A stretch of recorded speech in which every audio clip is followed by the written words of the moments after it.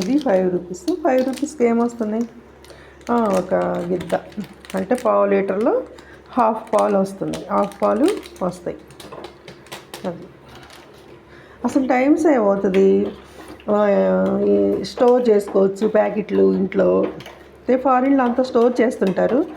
At the same time ఈ packet రూపంలో పాలు అంతా స్టోర్ చేసుకొని మనం కావాల్సినప్పుడు ఇట్లా వేడి చేసుకొని బాయిల్ చేసుకొని అన్నమాట టీ తయారు చేసుకోవచ్చు.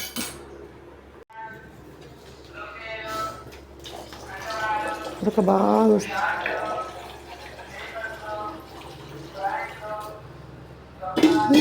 Tea powder dairy milk powder తోటి టీ అనమాట. అంటే పాత రోజులు పోయినాయి కదా ఇప్పుడు. అంటే ఇంకా కంప్యూటర్ యుగంలో ఉన్నాం. అంతా ఆన్లైన్ సిస్టమ్ యాప్లు వర్కుల్లో ఉన్నాము. ఇంకా పాలు తీసుకెళ్ళటం, పిల్లలు తీసుకురావటం, పిల్లలు కూడా ఆన్లైన్ కంప్యూటర్స్లో ఉన్నారు.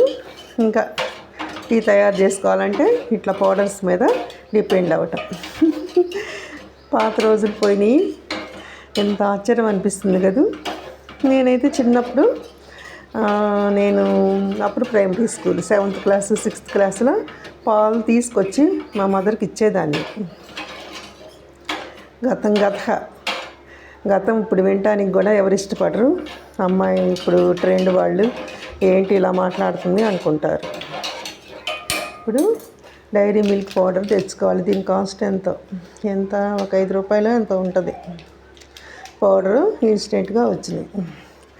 ఒక రకంగా మంచిదే, టైం సేవ్ అవుతుంది, బాగుంటుంది.